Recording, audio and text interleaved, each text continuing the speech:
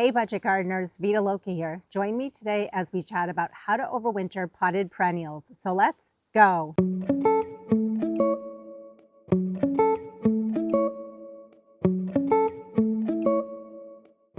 I've made a lot of videos showing my process on how to overwinter plants. That includes tender annuals, bulbs, tubers, corms.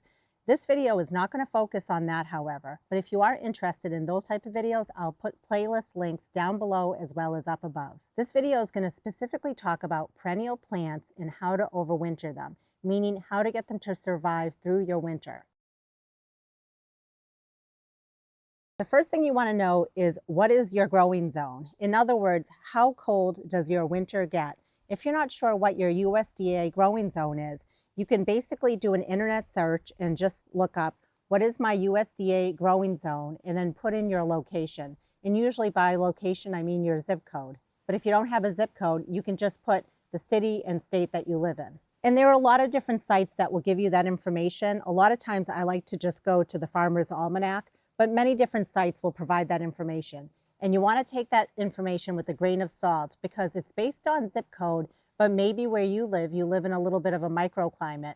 So another way that you can find what your growing zone is by going to a map that shows your location, and then you can figure out what your growing zone is based on that map, just to get the accurate information. So for me, based on my zip code and my location on the map, I grow in USDA zone 5B. Now, why is that information important? Well, if you're trying to overwinter a perennial, you want to know what's the coldest temperature that your winter will get. So for me, I know that the coldest temperature my winters will get down to is negative 15 degrees Fahrenheit. Now let's talk about the potted perennial that you want to overwinter. And once again, we're talking about perennials that are hardy in your zone. So for example, the plants that are in this hanging basket, Lamium as well as Creeping Jenny, if I was to look both of those plants up on the internet, they're actually hardy down to zone 3. So that's good for me to know that information. They're not only a perennial in my zone, but they're hardy 2 zones below my growing zone. Now, I don't want to overcomplicate this whole idea of overwintering perennials, but I think it's good to just know this basic information.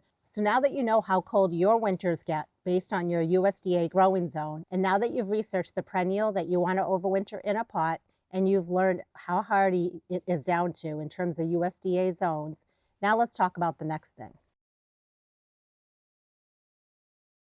The easiest and most obvious way that you can overwinter that potted perennial is by simply taking it out of its pot and planting it somewhere out in your landscape or in a raised bed. But let's say you don't want to do that. You could take that potted perennial and you could basically sink the pot in the ground, which is called healing in. In fact, I've been doing that for a number of years and I love that process. First of all, let's say that you have a plant that's in a container pot and you're taking it and you're sinking it in the ground. What does that mean? It just means you're taking a shovel and you're digging a hole, or you're digging some sort of a trench. And you want that hole or trench to be as deep as the depth of that pot. And then you're going to take the pot and you're going to sink it in there. And then you're going to take the soil and backfill all around the pot. So what does that do? In essence, it's like you planted the plant, but you planted it in its pot.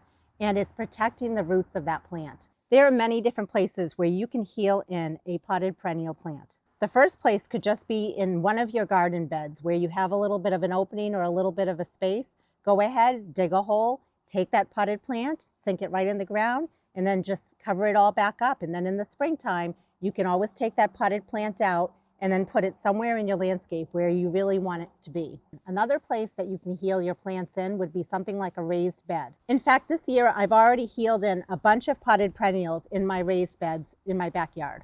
The top part of the pot where the plant is, that is exposed because I don't want to cover the crown of my plant. I want that to be at soil level or just slightly above it.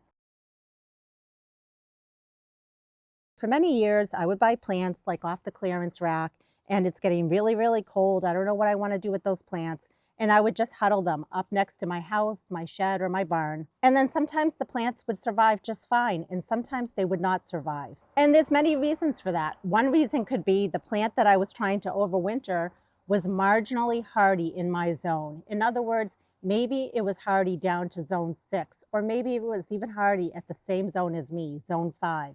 And we had a very, very cold winter. And because the roots in the pot are exposed, there's a chance that I could lose that plant. However, if I'd taken that same plant and sunk it in the ground and healed it in by protecting the roots, there's a higher likelihood that that plant would survive. Another place where you can overwinter a potted perennial can be somewhere where it's more sheltered. For example, a garage or a basement, a shed, a crawl space, somewhere where it stays a little cool. But remember, the plant is going to be dormant during the winter months. You don't want that plant to be actively growing. So for that reason, you want to put it somewhere where it's going to be cold. You don't want it to be hot. I can share with you one place where I've successfully overwintered my potted perennials is in my unheated garage. My unheated garage does not drop below 40 degrees Fahrenheit during the coldest parts of my winter. And my winters can get really cold. They can get down to negative 15 degrees Fahrenheit. And my garage is not heated, but it does have 2 interior walls, which means 2 of the 4 walls are connected to the inside of my house. And not only that, right above my garage is another room in the house that stays heated. So in essence, there are quite a few walls around my garage that are interior walls.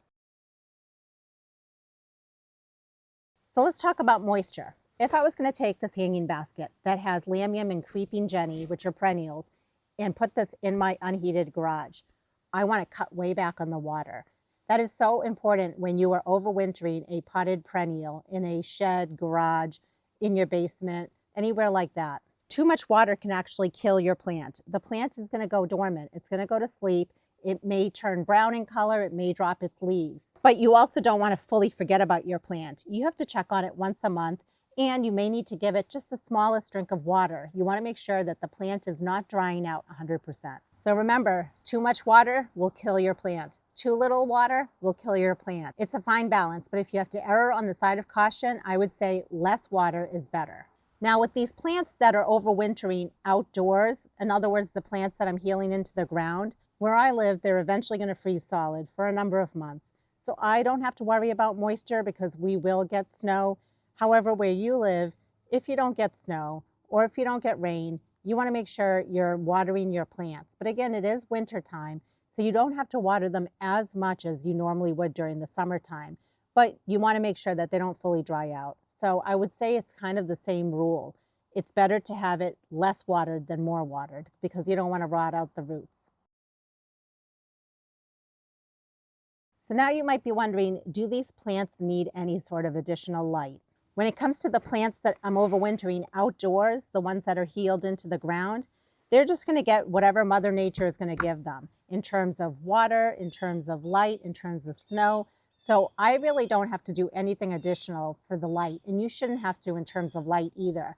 Because during the winter, those potted perennials are going to act like any other perennial in your landscape. They're just going to go dormant for the season. So when it comes to those potted perennials that I'll be overwintering in my garage, I will not be adding any supplemental light. They don't need it. The plants are going to be dormant. And that's usually true of any potted perennial that you're trying to overwinter. You shouldn't have to add any additional supplemental light. But if you wanted to, you could always take your plant and put it near a window so that it gets a little bit of light.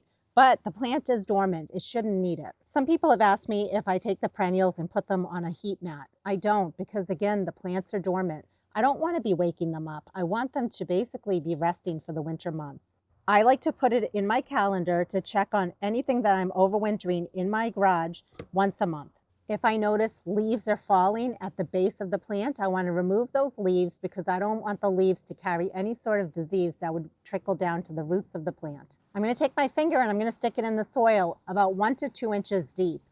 If the soil is dry down that deep, then I want to give the plant very little water. But if it's still wet when I put my finger in the soil like that, I'm going to hold off and I'll put it back in my calendar to check the plant in another month. So this is the part where I want to hear from you. Let me know in the comments below, what are some potted perennials that you like to overwinter? Maybe you have a beautiful hosta that's in a container pot, or maybe you have a beautiful tree or a shrub that's in a pot or container, such as a maple or a hydrangea. Let me know, where do you keep that plant? How cold does it get during the winter months? And what are some other things that you do that I didn't mention in this video below? And if you have any questions or comments, I love hearing from you. Please drop it down in the comments. And until the next video, make it a great day with gardening.